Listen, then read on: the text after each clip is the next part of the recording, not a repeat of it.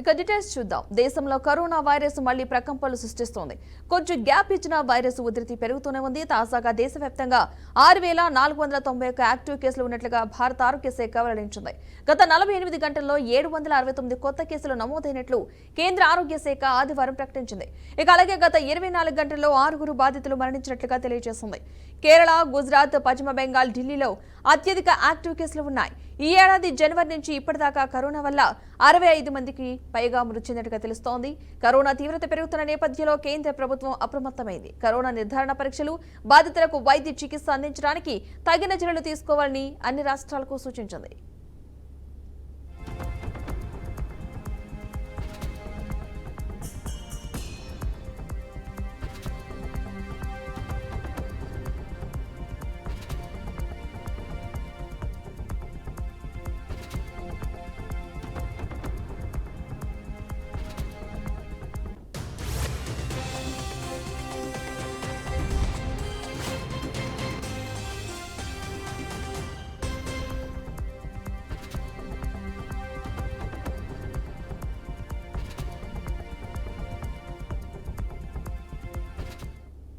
Right, ఇదే అంశానికి సంబంధించిన పూర్తి సమాచారాన్ని మా ప్రతినిధి భార్గవ్ అందిస్తారు. భార్గవ్, చెప్పండి. పద్మ, గత కొద్దిగా ఏదైతే కోవిడ్ మహమ్మారి అయితే ఇటు తెలుగు రాష్ట్రాలే కాదు దేశవ్యాప్తంగా కూడా కోవిడ్ మహమ్మారి అనేది చాలా విజృంభించింది. అయితే చేసిన ప్రళయం కూడా మనం చూసాం. అయితే ప్రస్తుతం మళ్ళీ కోవిడ్ అయితే దేశవ్యాప్తంగా కూడా చాలా వరకు కూడా విస్తరించింది. అయితే ప్రస్తుతానికి అయితే ఇప్పుడున్న తాజా నివేదిక ప్రకారంగా దేశవ్యాప్తంగా సుమారుగా 6,400 మంది 6,491 యాక్టివ్ కేసులుగా ఉన్నట్టుగా అందించిన పరిస్థితి కాబట్టి అయితే ముఖ్యంగా చూసుకుంటే గంట 40 గంటల్లో ఈ 6,000 కూడా గంట 40 గంటల్లో 769 కొత్త కేసులు కూడా నమోదైతే ఈ కోవిడ్ సంబంధించి అటు కేంద్ర ఆరోగ్యం కావచ్చు ప్రతి ఒక్క రాష్ట్రానికి సంబంధించిన అవసరం కావచ్చు అప్రమత్తం ఉంది. ప్రతి ఒక్కరు కూడా అన్ని రకాల జాగ్రత్తలు తీసుకొని ప్రతి రాష్ట్రం అన్ని రకాల జాగ్రత్తలు తీసుకొని ఇప్పటికే పూర్తి స్థాయిలో అన్ని రకాలు కూడా నివేదిక ఒక నివేదిక తీసుకుని అంతేకాకుండా ప్రతి ఒక్కరికి కూడా ఎక్కడ ఎలాంటి ఏ సహాయం కావాలన్నా కూడా అన్ని రాష్ట్రాలకు కూడా ఇప్పుడు కూడా సాయం చేస్తుందని కూడా చెప్తుంది. అలాగే రాష్ట్రానికి కూడా ప్రతి ఒక్క ఆరోగ్య శాఖ కూడా ఈ కరోనాకు సంబంధించి ఎటువంటి వైద్య సహాయ సహకారం కానీ తీసుకోవాలని అందించాలని కూడా ఇంకా ఆలోచన పరిస్థితి కనబడుతుంది. అయితే ముఖ్యంగా మనం చూసుకున్నట్టయితే ఇప్పుడు తెలుగు రాష్ట్రమే కాదు పూర్తిగా రాష్ట్ర స్థాయిలో కూడా ఈ కరోనాకు సంబంధించి ఇప్పటికీ మనం తెలిసిన ప్రభుత్వంలో అన్ని రకాల జాగ్రత్తలు కూడా ప్రతి ఒక్క రాష్ట్రం కావచ్చు ప్రతి ఒక్క వైద్య అధికారి కావచ్చు తీసుకోవాలని కూడా ఇప్పటికే చెప్పిన పరిస్థితి జరుగుతుంది. అయితే ముఖ్యంగా మనం దేశంలో చూసుకుంటే కనుక 6,491 వ్యాక్సిన్ సంబంధించి సంబంధించి రానున్న 20 గంటల్లో ఈ బాధితులకు సంబంధించిన అన్నం కూడా పెరిగి రైట్, థ్యాంక్ యూ భార్గవ్.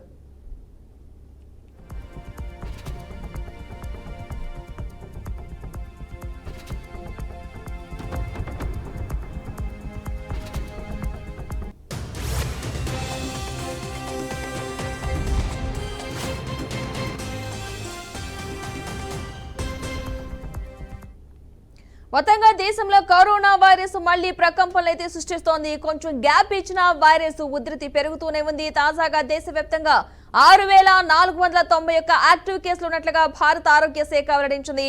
గత 48 గంటల్లో 769 కొత్త కేసులు నమోదైనట్లు కేంద్ర ఆరోగ్య శాఖ ఆదివారం ప్రకటించింది. ఇక అలాగే గత 24 గంటల్లో 6 బాధితులు మరణించినట్లుగా తెలియజేసింది. కేరళ, గుజరాత్, పశ్చిమ బెంగాల్, ఢిల్లీలో అత్యధిక యాక్టివ్ కేసులున్నాయి. ఇక ఈ ఏడాది జనవరి నుంచి ఇప్పటిదాకా కరోనా వల్ల 65 మందికి పైగా మృతి చెందారు. కరోనా తీవ్రత పెరుగుతున్న నేపథ్యంలో కేంద్ర ప్రభుత్వం అప్రమత్తమైంది. కరోనా నిర్ధారణ పరీక్షలు, బాధితులకు వైద్య చికిత్స అందించడానికి తగిన చర్యలు తీసుకోవాలని అన్ని రాష్ట్రాలకు సూచించింది.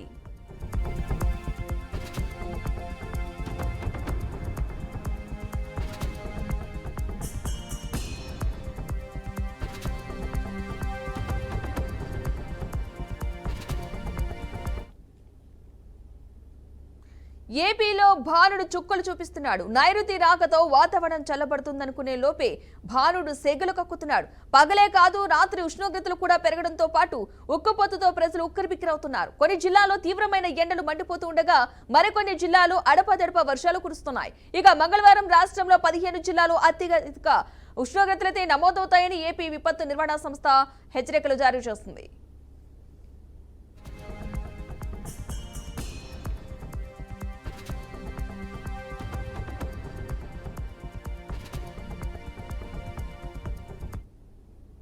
ఇకవేళ విజయనగరం, మన్యం, అల్లూరి, కాకినాడ, కోనసీమ, తూర్పు గోదావరి, పశ్చిమ గోదావరి, ఏలూరు, కృష్ణా, ఎన్టీఆర్, గుంటూరు, బాపట్ల, పల్నాడు, ప్రకాశం, నెల్లూరు జిల్లాలో ఉక్కపోతతో పాటు గరిష్టంగా ఉష్ణోగ్రతలు రికార్డయ్యే అవకాశం ఉందని తెలిపింది.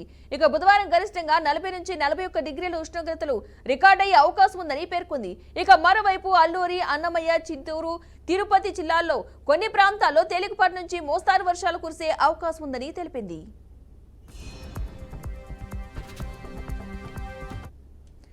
ఇదే అంశానికి సంబంధించిన పూర్తి సమాచారాన్ని మా ప్రతినిధి కృష్ణ అందిస్తారు. కృష్ణ, చెప్పండి. Thank you Padma.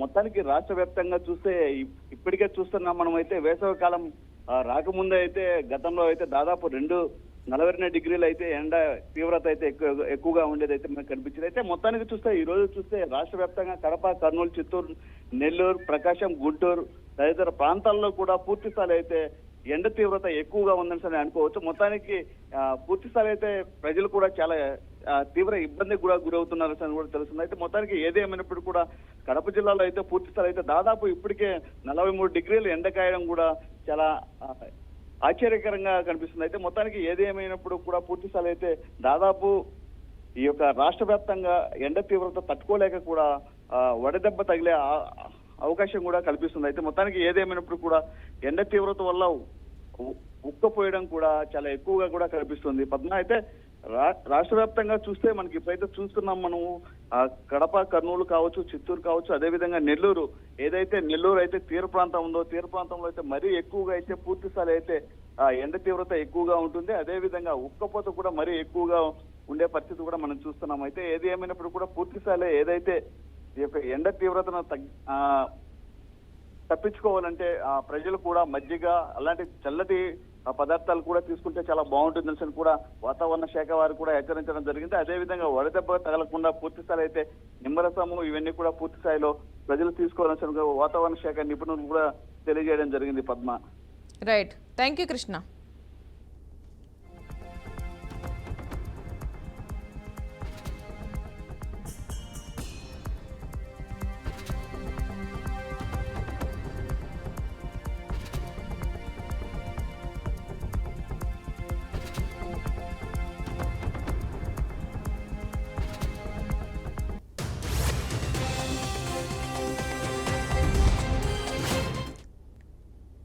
తెలంగాణ కాంగ్రెస్ ప్రభుత్వం సీఎం రేవంత్ రెడ్డిపై బీజేపీ ఎంపీ లక్ష్మణ్ తీవ్ర వ్యాఖ్యలు చేశారు. నాంపల్లి బీజేపీ కార్యాలయంలో మీడియా సమావేశం నిర్వహించిన లక్ష్మణ్ కాంగ్రెస్ ఏడాదిన్నర పాలనలో అవినీతి తప్ప ఏమీ లేదని, సర్కార్ పూర్తిగా విఫలమైందని మండిపడ్డారు. చిత్తశుద్ధి ఉంటే పారదర్శకంగా కాళేశ్వరం విచారణ జరిపించాలని డిమాండ్ చేశారు. తెలంగాణ సంపదను రేవంత్ రెడ్డి ఢిల్లీకి మోస్తున్నారని ఆరోపించారు. రాష్ట్రంలో పాలన గాలికి వదిలి తన సీఎం కుర్చీ కాపాడుకోవడం కోసం నిత్యం ఢిల్లీ నాయకుల చుట్టూ చక్కర్లు కొడుతున్నారని ఆగ్రహం వ్యక్తం చేశారు.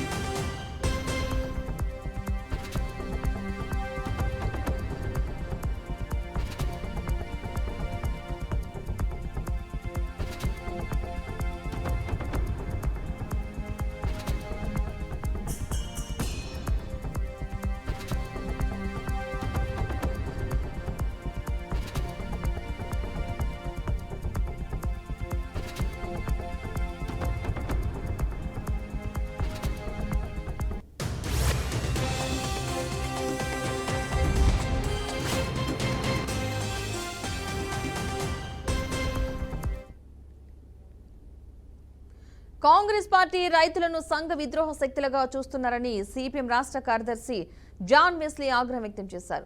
జోగులాంబ గద్వాల జిల్లా ఇథనాల్ పరిశ్రమకు వ్యతిరేకంగా పోరాడిన రైతులపై అక్రమ కేసులు ఎత్తివేయాలని డిమాండ్ చేశారు. కాంగ్రెస్ పార్టీ ప్రతిపక్షంలో ఉండగా పరిశ్రమకు వ్యతిరేకంగా పోరాడిందని గుర్తు చేశారు. ఇప్పుడు అధికారంలోకి వచ్చాక పరిశ్రమకు అనుకూలంగా రైతులపై దాడి చేయించారని మండిపడ్డారు.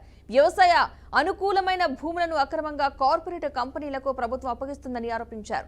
రైతులపై అక్రమ కేసులను ఎత్తివేయాలని, లేని పక్షంలో రైతుల తరపున పోరాటం చేస్తామని జాన్ వెస్లీ స్పష్టం చేశారు. అరెస్టు చేసిన రైతులను వెంటనే రద్దు చేయాలి. ఇథనాల్ ఫ్యాక్టరీని గద్వాల్ జిల్లా పెద్దదనవాడ గ్రామంలో ఇథనాల్ పరిశ్రమను వ్యతిరేకిస్తూ రైతులు ఆందోళన చేస్తున్నటువంటి క్రమంలో ఇప్పటికే 42 మందికి పైగా రైతుల మీద నాన్ బెయిలబుల్ కేసులు నమోదు చేయడంతో పాటు 12 మంది రైతుల్ని అక్రమంగా రిమాండ్ చేయడం అనేటటువంటి జరిగింది. ఈ ఘటనను పరామర్శించడానికి సిపిఎం నాయకత్వంగా నాతో పాటు మిగతా బృందం వెళ్తుంటే ఇక్కడ గద్వాల పోలీసులు ఇక్కడే మార్గ మధ్యంలోనే ఆపేసి అరెస్ట్ చేయడం జరిగింది. ఈ అరెస్టును సిపిఎం పార్టీగా తీవ్రంగా ఖండిస్తున్నాం. రైతుల మీద అక్రమంగా పెట్టినటువంటి కేసులన్నింటినీ కూడా ఎత్తివేయాలని చెప్పి డిమాండ్ చేస్తున్నాం. అట్లాగే రిమాండ్ చేసినటువంటి వాళ్ళను విడుదల చేయించి ఆ కేసులను అంతా కూడా తొలగించేందుకు రాష్ట్ర ముఖ్యమంత్రి వెంటనే చర్యలు తీసుకోవాలని చెప్పి రేవంత్ రెడ్డిని డిమాండ్ చేస్తున్నాం. అట్లాగే అక్కడ ఇథనాల్ పరిశ్రమ ఏర్పాటు చేయడం వల్ల 12 గ్రామాలకు సంబంధించినటువంటి రైతుల సమస్యలు తీవ్రంగా ఇబ్బంది పడుతున్నాయి. ఆ గ్రామ ప్రజలు తీవ్రమైన ఇబ్బంది పడుతున్నారు. అక్కడ పంట పొలాలు తీవ్రంగా దెబ్బతింటాయి. అట్లాగే అక్కడ వెలువడేటటువంటి పొల్యూషన్ వల్ల అనారోగ్యాల పాలవుతారు. అక్కడ రాజోలి గ్రామంలో ముంపుకు గురైనటువంటి వాళ్ళందరూ కూడా ఇళ్ల స్థలాలు ఈ భూమి పక్కనే ఇచ్చారు. ఇప్పుడు పరిశ్రమ దగ్గరే వాళ్లకు ఇబ్బంది వస్తుంది. 150 ఎకరాలు దళితులు సాగు చేసుకోవడానికి ప్రభుత్వం భూమి ఇచ్చింది. ఆ భూమి కూడా ఇప్పుడు పొల్యూషన్కి గురై వాళ్ళు సాగు చేసుకోలేనటువంటి స్థితి వస్తుంది. 12 గ్రామాల రైతులు గ్రామాన్ని వదిలేయాల్సినటువంటి దుస్థితి వస్తుంది. అక్కడ గ్రామ ప్రజల ఆమోదం లేకుండానే అక్కడ పరిశ్రమను ఏర్పాటు చేయడానికి ప్రభుత్వం అనుమతి ఇవ్వడమే పెద్ద తప్పు. ఆ రకంగా అనుమతి ఇవ్వడాన్ని వ్యతిరేకిస్తూ అక్కడ పరిశ్రమను వ్యతిరేకిస్తున్న రైతుల మీద దాడులు చేసి, దౌర్జన్యం చేసి, అరెస్టులకు పాల్పడి, భయభ్రాంతులకు గురి చేసి ఈ పారిశ్రామికవేత్తలకు ఊడిగం చేయడానికి ముఖ్యమంత్రి రేవంత్ రెడ్డి ప్రభుత్వం పూనుకుంటే రైతులు ప్రజల తగిన గుణపాఠం చెప్తారని చెప్పి హెచ్చరిస్తున్నాం. హనీమూన్లో భర్తను హత్య చేసిందన్న ఆరోపణలపై అరెస్ట్ అయిన సోనం రఘువంశీ కేసులో మరిన్ని విషయాలు వెలుగులోకి వస్తున్నాయి. ఈ కేసులో తాను నిందితురాలిని కాదని ఆమె పోలీసుల విచారణలో చెప్పినట్లు సమాచారం. తనను కిడ్నాప్ చేశారని ఆమె తెలిపినట్లు పోలీసు వర్గాలైతే వెల్లడించాయి. ఈ కేసులో తాను నిందితురాలిని కాదని అంటోంది. తనను ఎవరో కిడ్నాప్ చేశారని చెబుతోంది. ఆ తర్వాత గాజీపూర్లో వదిలేసి వెళ్లిపోయారని తెలిపింది.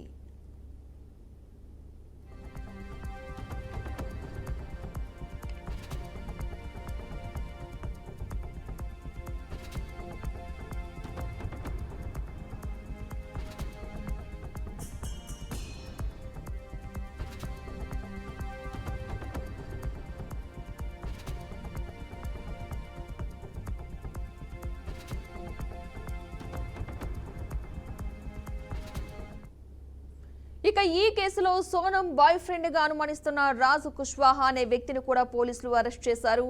కుష్వాహాతో ఆమె తరచూ మాట్లాడుతుందని మృతుడు రాజా రఘువంశీ సోదరుడితే తెలిపారు. సోనం సోదరుడు గౌరవ్ నిర్వహిస్తున్న ఓ కంపెనీలో అతడు అకౌంటెంట్ గా పనిచేస్తున్నాడు. ఈ కేసులో అరెస్ట్ అయిన మరో ఇద్దరు కూడా ఇదే కంపెనీలో పనిచేస్తున్నట్లు పోలీసుల వర్గాలు తెలిపాయి.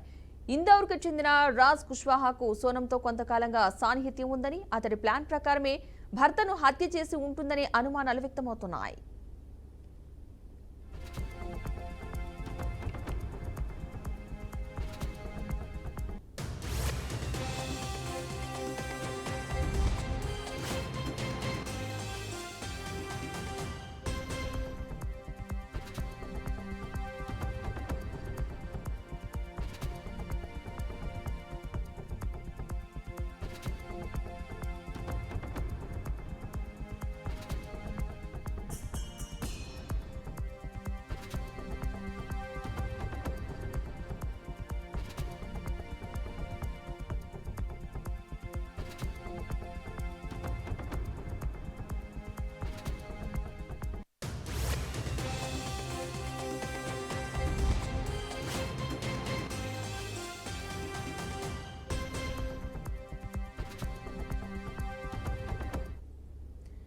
ఈ హత్యకు ఆమె బాయ్ ఫ్రెండ్ రాజు కుష్వాహా సహకరించాడని పోలీసుల ప్రాథమిక దర్యాప్తులో తేలినట్టు సమాచారం.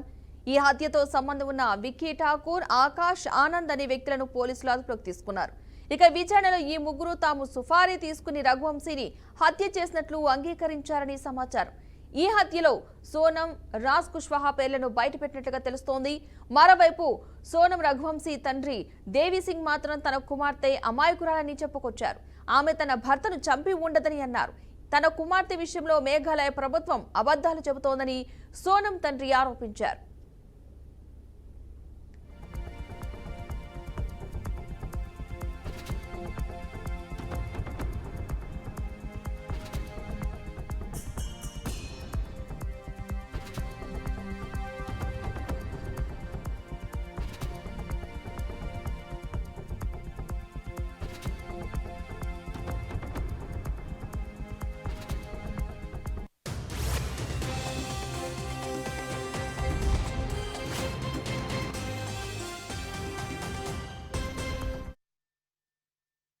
రాజా రఘువంశీ కుటుంబం మధ్యప్రదేశ్లోని ఇందోర్లో ట్రాన్స్పోర్ట్ వ్యాపారం చేస్తోంది. మే 11న అతడికి సోనంతో వివాహం జరగా 20న హనీమూన్ కోసం ఈ నవ దంపతులు మేఘాలయకు వెళ్లారు.